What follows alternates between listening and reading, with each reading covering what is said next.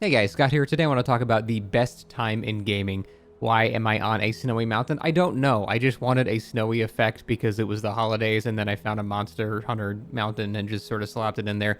It doesn't really add anything to this video. I just felt it was cozy. Anyway, I want to go over the best time in gaming because that is a cozy topic. Now, when you hear that phrase, the best time in gaming, I feel like a lot of people intrinsically go towards historical gaming times. Like, oh, the late 90s was the best. We had Ocarina of Time, Metal Gear Solid, or maybe if you're a bit younger, you've got like Half-Life 2 and World of Warcraft, Counter-Strike. If you're a little younger, then you've got maybe the times where Call of Duty games were actually good. Everyone has their own favorite gaming moment in history. They're a favorite period of time where there were just so many good games, and it was that perfect combination of you being young enough and not having responsibilities to really, really enjoy them.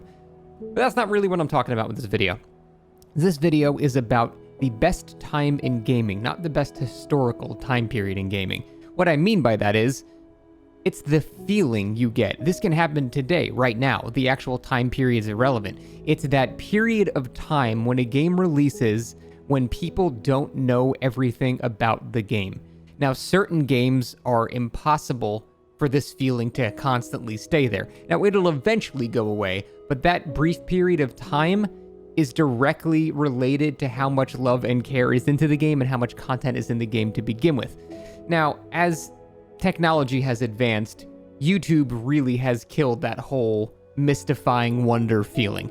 For me, that feeling is like Christmas. Like when a new Souls game comes out, a new FromSoft game, it is better than Christmas for me. It basically just rivals the feeling I got when I was a kid at Christmas. So I compare it to Christmas because it's the closest emotional connection that I can have to explain what it's like, that sense of wonder. And yet we just don't really get that as much anymore. And it's nothing to do with age. Like I said, that just happened for me for Elden Ring. I was 32 when Elden Ring came out. It just happened for me. So it's not like this is something that can only happen when you're young. The problem is the way that the world has changed. There's a lot more games that are a service, like a live service, and those I'll talk about later, inherently cannot really have that sense of wonder. And then there's also just a lot of games that just get ruined by the amount of content on YouTube. And don't get me wrong, this always existed to some extent, even before the internet. The thing was, you just had way less people to ask. You could basically ask Timmy in middle school, hey, I can't beat this boss in Final Fantasy VI. Can you tell me what I'm supposed to do there? And he'd be like, oh yeah, you gotta do this or whatever. You gotta suplex him. So like it still exists and it always has existed. It's just there is so much more of it now. And it's not even like the people doing it on YouTube are malicious or trying to rob you of that feeling that you once had. It might be Timmy with, everyone is named Timmy apparently, might be Timmy with 3 subscribers on YouTube that just found a very cool cave in Elden Ring that no one else found, and it's got a cool weapon, and he was like, hey guys, welcome to my channel, I just want to show you this real quick. He's not trying to monetize it, he's not clickbaiting, he's not trying to play the SEO, he's not trying to get to the top of the algorithm, he just found something cool and he really wants to share it because he's excited about it. That's a feeling we've all had, and we just had a smaller pool of people to share it with. But now, with the internet, it's like the whole monkeys with a typewriter dilemma, where if you throw enough monkeys in a room with some typewriters, they will eventually write Shakespeare. And it's just, if there are big enough base numbers for this, everything will get discovered very, very quickly. And again, it's not malicious or anything. Some of them are malicious. That's a whole separate problem. You have people with the very low effort algorithm boosting clickbait videos on YouTube, which you see all the time. As I'm sure you guys that watch my channel know, I got my start making, FromSoft game videos. I currently do DBD right now in the interim while we're waiting for the next FromSoft game. But my main thing has been From Software games. And the amount of times that I've seen on game release these uninformed dipshits making these videos with the most obnoxious thumbnails that sadly get millions of views despite containing the wrong information. It's essentially the Fextra Life of YouTube.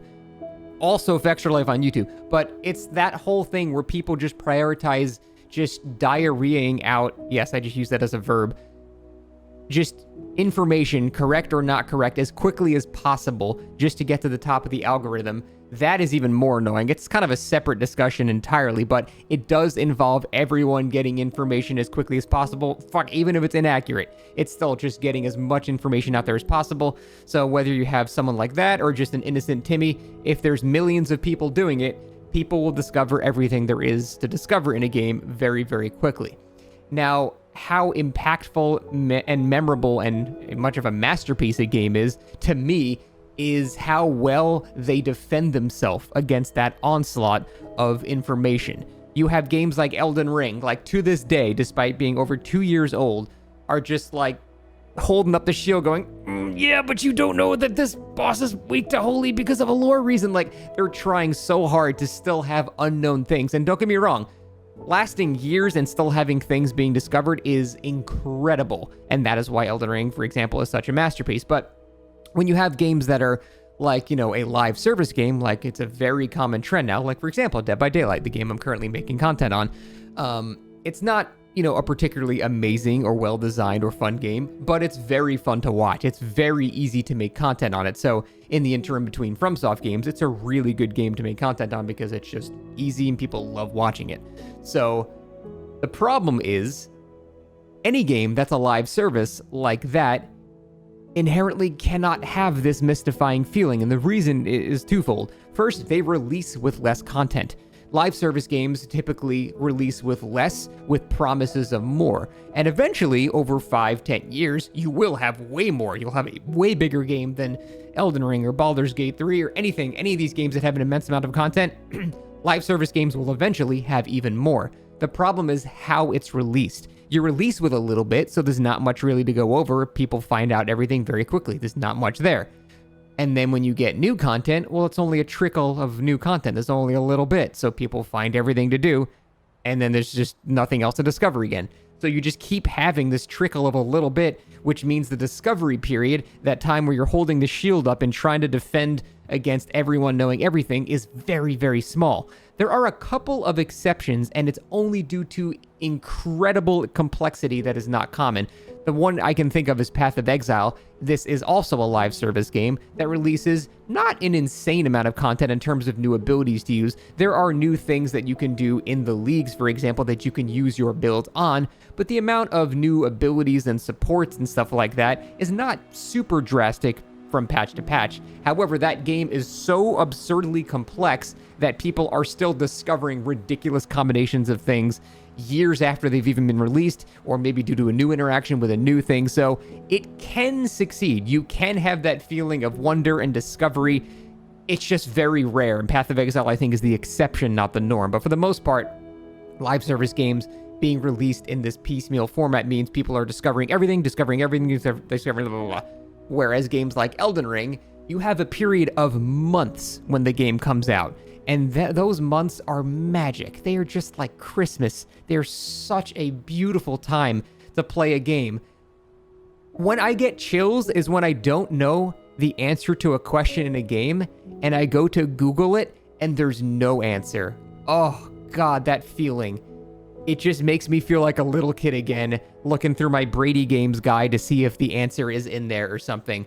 It's just such a wonderful, nostalgic, beautiful feeling that you can still get as an adult, and it doesn't even have to relate to you remembering a time as a kid when you didn't have access to that.